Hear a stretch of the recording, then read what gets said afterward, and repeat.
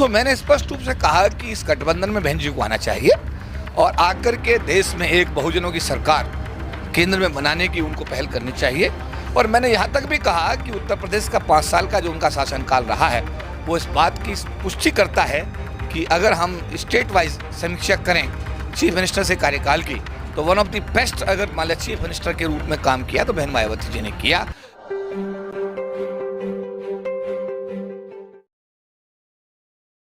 हालांकि 24 के लोकसभा चुनाव अभी दूर हैं, लेकिन उत्तर प्रदेश को लेकर अभी भी सियासी जो सरगर्मियां हैं वो लगातार तेज़ हैं। बसपा के सांसद मलूक नागर का एक बयान आया है। उनका कहना है कि जयंत चौधरी जिसके साथ आ जाएंगे उनका पलड़ा भारी हो जाएगा। मेरे साथ राष्ट्रीय लोकदल के राष्ट्रीय महासचिव हैं के.पी. चौधरी साहब। सर, बयान तो आपने सुना होगा, बीएसपी के सांसद कह रहे हैं मलूक नागर कि जयंत चौधरी जो हैं जिसके साथ आ जाएंगे उनका पलड़ा भारी हो जाएगा। तो कुछ नए समीकरण बन रहे हैं क्या? अखिलेश के साथ जो है उतनी ज़्यादा जो लगाव था वो कम होता जा रहा है? देखिए, राष्ट्रीय अध्यक्ष महोदय जयंत चौधरी जी का स्पष्ट रूप से बेंगलोर जब उनका वो भाग लेने के लिए गए और जब इंडिया का निर्माण किया गया तो स्पष्ट रूप से उन्होंने कहा कि हम लोग गठबंधन का हिस्सा हैं और गठबंधन में रहेंगे। पत्रकार ने फिर एक सवाल पूछा कि ये जो 5 चलेगा बीजेपी में जाने वाले हैं, तो उन्होंने कहा कि आप इस समय जिस टीवी चैनल में काम कर रहे हैं, क्या आप इस बात की गारंटी दे सकते हैं कि आप हमेशा इसी चैनल में काम करते रहेंगे? शायद एबीपी का कोई चैनल था। तो उन्होंने कहा कि मैं अपने कार्यकर्ताओं और अपने जो पदाधिकारी उनके साथ में बराबर विचार विमर्श करके अपने पार्टी के हक में जो भी डिसीजन मैं उसे समझता हूँ वो लेता हूँ और वही निर्णय आगे लिए जाएंगे। तो जो भी आपने कहा कि राष्ट्रीय अध्यक्ष का अब तक का जो पार्टी का स्टैंड है वो यही है कि हम लोग गठबंधन का हिस्सा थे, गठबंधन का हिस्सा हैं और गठबंधन का हिस्सा रहेंगे।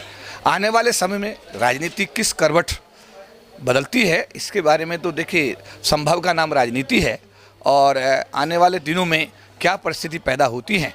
लेकिन आज की डेट में राष्ट्रीय अध्यक्ष के जो उनका स्पष्ट रूप से ऐसा मानना है कि हमारी पार्टी राष्ट्रीय लोकदल पार्टी समाजवादी पार्टी के साथ में गठबंधन का एक महत्वपूर्ण घटक है और हम लोग गठबंधन में रह करके लोकसभा चुनाव लड़ेंगे। लेकिन सर, ताज़ा जो खबरें निकल के आ रही हैं वो तो बेंगलोर की बात पुरानी हो गई है। आजकल की हालिया खबरें भी ये कह रही हैं कि कुछ ना कुछ तो ज़रूर पक रहा है, कुछ ना कुछ तो घटित हो रहा है कि जयंत चौधरी साहब तो उसको मना कर रहे हैं बार बार, लेकिन जो समर्थक हैं पार्टी के, जो कार्यकर्ता हैं, वो भी ट्विटर पर नफ़ा नुकसान लगा रहे हैं कि एनडीए के साथ जाएंगे तो क्या फ़ायदा होगा, नहीं होगा।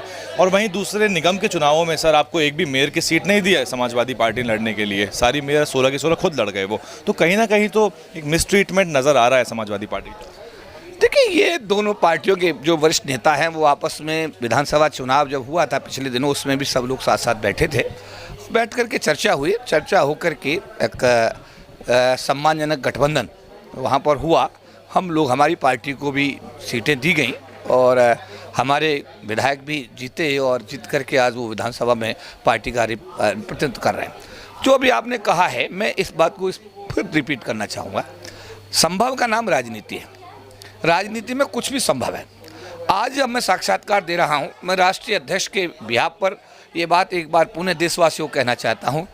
आज राष्ट्रीय लोकदल गठबंधन का हिस्सा है, इंडिया का हिस्सा है और हम लोग 2024 का चुनाव इकट्ठे, मतलब ये इंडिया जो हमारा बना है उसके बैनर तले ही हमारी पार्टी आने वाला 2024 का लोकसभा चुनाव लड़ेगी। बसपा अपने पत्ते नहीं खोल रही, 4 चुनाव के बाद वो अपने पत्ते खोलेगी। बीएसपी के सांसद जो हैं वो जयंत चौधरी की तारीफ कर रहे हैं, तो जनता तो कुछ ना कुछ ऐसे संकेत निकाल ही रही है। क्या ऐसा हो सकता है कि बाद में यहाँ पुराना जो आपका गठबंधन था बसपा आरएलडी, तो वो उसमें एक चौकड़ी मिलेगी, कांग्रेस भी शामिल होगी और सब लोग कॉम्प्रोमाइज़ करेंगे? ऐसा भी होता देख रहे हैं आप? ज़्यादा फायदे? मेरा मानना तो ये है कि समान विचारधारा के जो भी दल हैं, जब एक इंडिया का हिस्सा कांग्रेस बन गया है तो यूपी के चुनाव में कांग्रेस अलग क्यों जाएगा? अब रही बात बहुजन समाज पार्टी की, बहुजन समाज पार्टी की जो मुखिया हैं बहन मायावती जी, मैंने तो उनको अभी पिछले दिनों जब जंतर मंतर पर एक साक्षात्कार हो रहा था तो मैंने स्पष्ट रूप से कहा कि इस गठबंधन में बहन जी को आना चाहिए और आकर के देश में एक बहुजनों की सरकार केंद्र में बनाने की उनको पहल करनी चाहिए। और मैंने यहाँ तक भी कहा कि उत्तर प्रदेश का 5 साल का जो उनका शासनकाल रहा है वो इस बात की पुष्टि करता है कि अगर हम स्टेट वाइज समीक्षा करें चीफ मिनिस्टर से कार्यकाल की, तो वन ऑफ द बेस्ट अगर मान लिया चीफ मिनिस्टर के रूप में काम किया तो बहन मायावती जी ने किया। और आज तक मैंने कहा कि ब्राह्मण भी प्रधानमंत्री देश में बन गया, इस देश में हर जाति का आदमी प्रधानमंत्री बन गया। इवन इंद्र कुमार गुजराल जो रिफ्यूजी समाज से आते थे, बाहर से आए थे पाकिस्तान, वो भी प्रधानमंत्री बन गए। सरदार जी हमारे मनमोहन सिंह साहब भी प्रधानमंत्री बन गए।